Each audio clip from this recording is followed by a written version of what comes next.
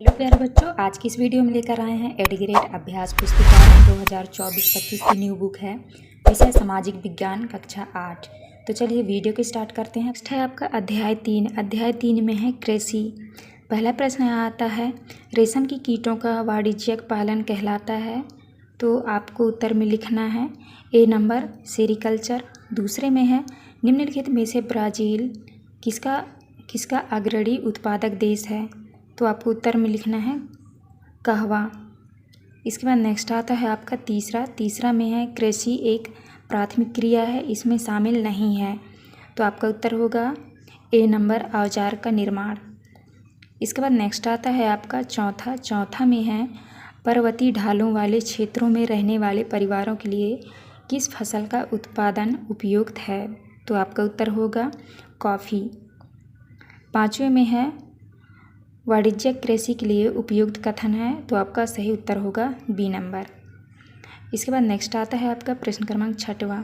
प्रश्न क्रमांक 6वां में पहले में है जैविक कृषि में रासायनिक खादों का उपयोग नहीं किया जाता।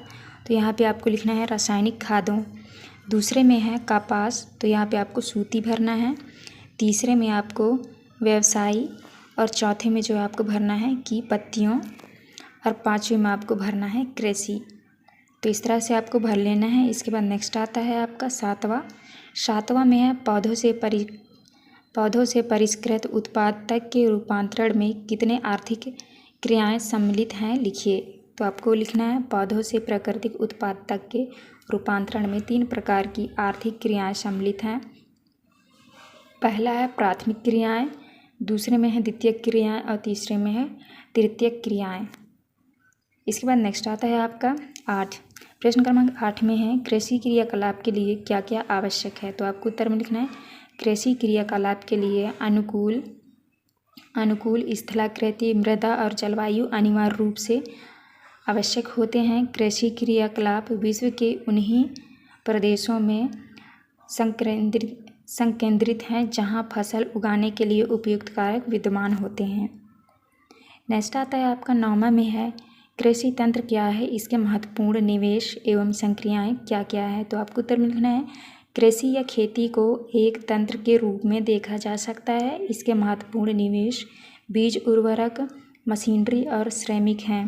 जुताई, बुआई, सिंचाई, निराई और कटाई इसकी कुछ संक्रियाएं हैं। 10वें में है श्रम और प्रौद्योगिकी के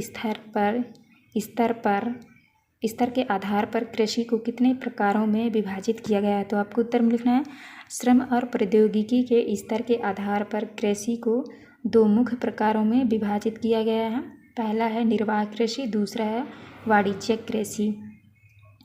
इसके बाद नेक्स्ट आता है आपका प्रश्न क्रमांक 11 में है जैविक कृषि से आप क्या समझते हैं, लिखिए। तो आपको उत्तर में लिखना है जैविक कृषि से अभिप्राय कृषि की ऐसी प्रणाली से है जिसमें रासायनिक खादों एवं कीटनाशक दवाओं का प्रयोग नहीं किया जाता, बल्कि उसके स्थान पर जैविक खाद या प्राकृतिक खादों का प्रयोग किया जाता है। 12 में है आदिम निर्वाह कृषि में कौन कौन सी कृषि को शामिल किया गया है। तो आपको उत्तर में लिखना है आदिम निर्वाह कृषि में स्थानांतरित कृषि और चलवासी पशुचारण कृषि को शामिल किया गया है। स्थानांतरित कृषि में वृक्षों को काटकर और जलाकर भूखंड साफ किया जाता है। चलवासी पशुचारण में पशुचारण अपने पशुओं के साथ चारे और पानी के लिए एक स्थान से दूसरे स्थान पर जाते हैं। इसके बाद नेक्स्ट आता है आपका प्रश्न क्रमांक 13। प्रश्न क्रमांक 13 में है मिश्रित कृषि क्या है, यह किन किन देशों में प्रचलित है। तो आपको उत्तर में लिखना है जब फसलों के उत्पादन के साथ साथ पशुपालन भी किया जाता है और भोजन व चारे की फसलें उगाई जाती है, तो इसे मिश्रित कृषि कहते हैं। यह यूरोप, दक्षिण अफ्रीका, अर्जेंटीना और न्यूजीलैंड देशों में प्रचलित है।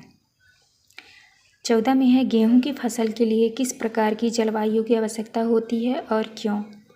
तो आपको उत्तर में लिखना है गेहूं शीतोष्ण कटिबंधीय पौधा है। गेहूं की फसल के लिए मध्यम तापमान एवं वर्षा और शस्य कर्तन फसल की कटाई के समय धूप की आवश्यकता होती है। गेहूं की उपज के लिए 50 सेंटीमीटर से लेकर 75 सेंटीमीटर तक वर्षा होनी चाहिए। वर्षा के अभाव की पूर्ति सिंचाई के साधनों से की जाती है। गेहूं की अच्छी उपज के लिए समतल उपजाऊ विस्तृत मैदान उपयुक्त होते हैं। इसकी उपज के लिए अच्छी जल निकास वाली दोमट मिट्टी उत्तम रहती है। इसके बाद नेक्स्ट आता है आपका प्रश्न क्रमांक 15 में है कपास की खेती के लिए किस प्रकार की जलवायु व मृदा उपयुक्त होती है, लिखिए। तो आपको उत्तर में लिखना है कपास एक नगदी फसल है। इसकी वृद्धि के लिए उच्च तापमान, हल्की वर्षा, 200 से 210 पाला रहित दिन और तेज चमकीली धूप और आवश्यकता होती है। यह काली और जलोढ़ मृदा में सर्वोत्तम उगती है। कपास की फसल मुख्यतः चीन, भारत, ब्राज़ील, पाकिस्तान और संयुक्त राज्य अमेरिका में होती है। 16 में है खाद्य सुरक्षा से क्या आशय है। तो आपको उत्तर में लिखना है खाद्य सुरक्षा से आशय पदार्थों की सुनिश्चित आपूर्ति एवं जन सामान्य के लिए भोज्य पदार्थों की उपलब्धता से है। पूरे विश्व में खाद्य सुरक्षा सदा से एक चिंता का विषय रहा है। जब भी अनाज उत्पादन में विश्व के वितरण की समस्या आती है तो सहज की निर्धन परिवार इससे प्रभावित होते हैं।